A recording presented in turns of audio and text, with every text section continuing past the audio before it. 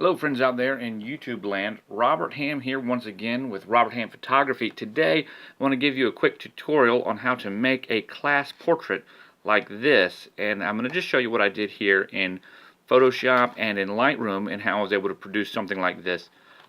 When you're looking at these, the one thing to keep in mind is that your background is something that you're going to have to go ahead and find or create, and that can become kind of difficult. So I've gone ahead and created one right here.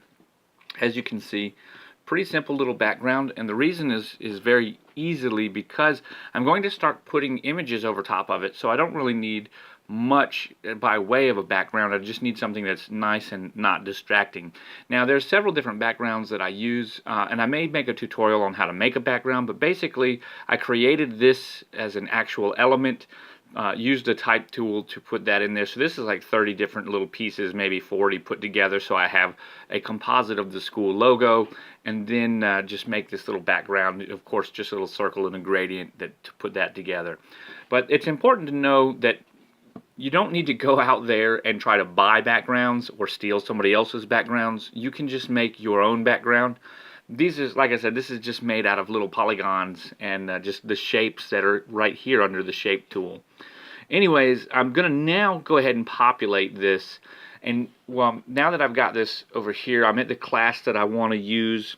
I should have 14 kiddos coming in. Go ahead, select those. Once I do, I'm gonna right click and edit in Adobe Photoshop CC. Guys, if you see the screen kind of getting a little wobbly, it's because I'm trying to record this on a cell phone and on a tripod, so just keep with me. Edit with Lightroom adjustments, and what we're going to see here is that all of these images are going to now populate into Photoshop, and these are really large images. I guess something while this is coming through that is important to know is that you need to make sure that the master sheet that you're working on, the one where you're going to take all of these images and place it, that has to have the same bit depth as these images. So if you were taking a 16-bit images or 14-bit images, you need to work in a 14-bit space as well. You also need to make sure that you've got at least 300 DPI set aside as your DPI for your space. So this is an 8x10 at 300 DPI. That way that these resolutions, which are also 300 DPI, will come through properly. The DPI, the PPI, those things get a little bit funky once you start working in Photoshop and bridging over from Lightroom. Just make sure that you're working with the same color space as well as the same resolution, as well as the same color depth. That'll be very helpful. Now I'm doing this on a Microsoft Surface Pro 4, so that'll give you an example about how well this device works. I need to come up here and hit my Window tab. You may not be able to see it, but I'm going Window, Arrange, and I'm going down here to Tile, because I need to get all these over here so that I can arrange them nicely the way that I want. The last thing that I need to do is come over here.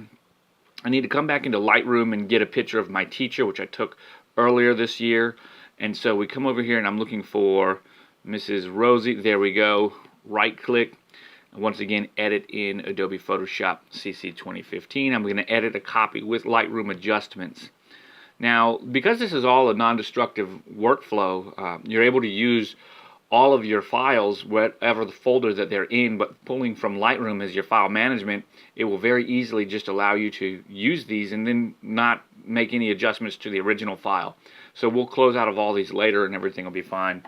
Because I'm working with Lightroom, or I should say on a surface, I'm just going to take my surface pen, make sure I've got the move tool selected, which I do.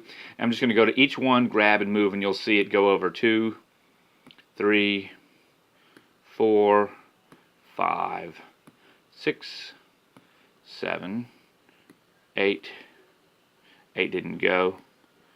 8, 9. I'm watching to make sure that the image changes. 10, 11, 12, 13, 14, and then Miss Rosie makes 15. Okay, now from here we can't really work with any of this, but we can just come back up here to Window, we can go to Workspace, and we can consolidate all 2 tabs. And now we have, as you can see, Mrs. Rosie. Yeah, so we're done. Not really. Now we've got all of what we need right here. We're just going to zoom out to about 25%. We're going to select our first layer with Mrs. Rosie, and we're going to go all the way down here to our first child. We're going to shift click right there in order to select all of them. We're going to control T for transform. Now you can see why I did this. We're going to hold the shift button. The reason I zoomed out is because these images are so much larger than the 8x10. So anyways, as you can see, we're going to shift and we're going to click. That keeps your aspect ratio the same. You don't want to lose them. If you let go while this is outside of this visible space, you won't see them and it'll be hard to find them. Okay, we're going to bring them back up here, and right now we're just getting an original size. I'm going to about like, we don't want that. We don't want to change the pivot point. And I'm going to keep them. You're going to see what I'm going to do in a second, but I'm going to make them a little bit smaller than that, but we need to come into where we can see a little bit more. I'm going to go ahead and click enter. By doing so, you can see the little wheels, everything's go ahead and resize the way that it was. That was the transform tool.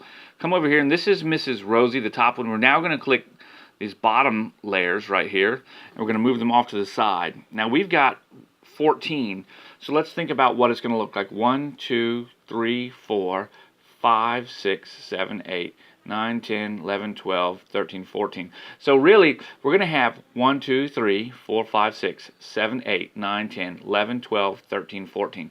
So we're either going to have 3 across the top, then another row of 2 and 2, and another row of 2 and 2, or we're going to have 2 across the top, 2 across the center, and then 3 across the bottom. I think we're going to do 3 across the top mainly because if you notice right here, I'll bring a guide for, not that, I'll bring a guide over here. If you look, you'll see how close we can get. We have to be this far away in this area down here. Okay, up here we can put more images. So we're going to go ahead and do that. We're just going to come up here. With this selected, we're going to go ahead and select layer 16 and move this little lady somewhere. We're just moving now gross movements to, these are our gross adjustments, so they don't need to be perfect by any means. 4, 5, 6, okay, 7, 8. Now that removed my guide. I don't want that to be moved, so we'll go to 8. Okay, 9. I'm just counting to keep it so I got everybody where I want them. 11, 12, 13, 14. Excellent. Okay, great. So now we've got everybody pretty much where they're going to be. The last part of this is actually the simplest part. We're going to come up here to where we've got our first little lady, and we're going to align her close to the side. I always like to leave like a 1/4 inch. We're going to come over here to our last little lady, and we're just going to align her to the top there.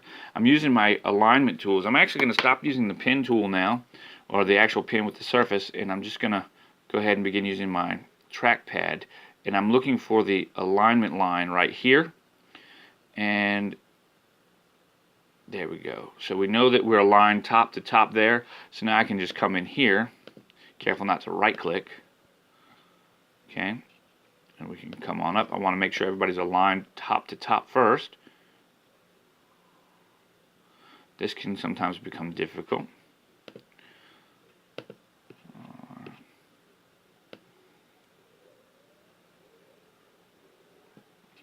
And this shouldn't take us too much longer. We're pretty much done now. Okay, so we've got that. We can take our first 3, 1, 2, 3, and actually shift that over to the left. I just selected them as a unit. We'll take our second 3 and bring it over to the right some. We'll take Miss Rosie and bring her up. So right now everybody's pretty much the same size. That looks nice. And we've got to make sure that we get the spacing correct over here. We'll get that right here right now. This is like one of those things that's very important. We can use our guides. So if we come back to the top right here, we can use our guides, and it will, notice how it showed us how much space was between each one. 0.03, 0.03. Let's make sure that this gentleman right here, he should be just fine. So we're, see, 0.103, that's fine. Now we're going to come over here and do the same thing. We just have to move this little guy first, so we're going to skip that one because we're going to him. and we should see 0.03. Now we're going to go to this little lady right here, and we're going to pull it over, and it'll tell us in a second. Okay, now that we've got that, we know we can take this entire group, 1, 2, 3, right? I just selected, shift clicked so I could move them as a group. We're going to pull it all the way over to here. We're going to take Mrs. Rosie, put her back towards where should be the center. We're going to take our first group.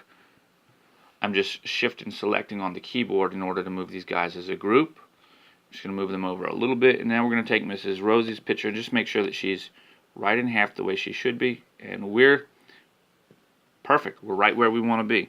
And I will bring Mrs. Rosie's picture up just a little bit. Notice it's just slightly larger, and that's okay in this instance.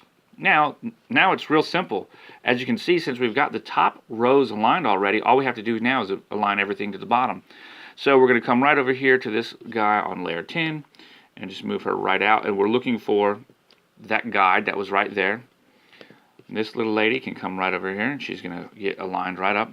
This gentleman right here will align right to that guide. As you see, that guide popped up right there. You should see a little guide. And you can change the color of your guides. When you have Snap 2 guides on, this makes it real simple. You'll also notice I put some guides here so I could just see how symmetrical the actual image is. And sometimes when you have weird arrangements, it will become much more different. Now you notice I'm getting 0.18 inches. And so that helps keep us in nice alignment. We're good to go there. And we just want to make sure that we come across good. And then we're almost done. Okay, we got that there. Now I have seen that we've got some finalized adjustments going on over here. So we will come up to right here, bring this little lady up, bring this gentleman up. Great. And now we can come back down to the bottom and make sure that we've got these guys aligned just to where we want them. And what I'm looking for, well, we've got to come to this lady now. She's not aligned exactly perfect with her left. This is all aligned to the left. Bingo. Now we can go to this gentleman right here, and we can align it. Bingo, right there, and we can align her.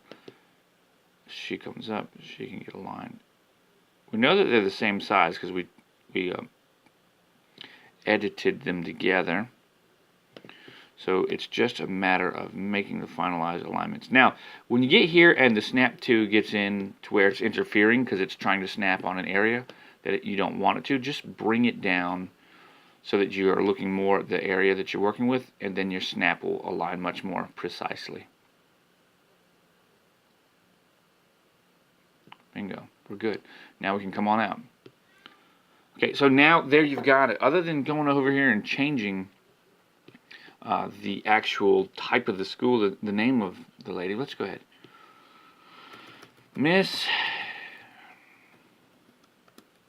R-O-S-I-E-S Kindergarten.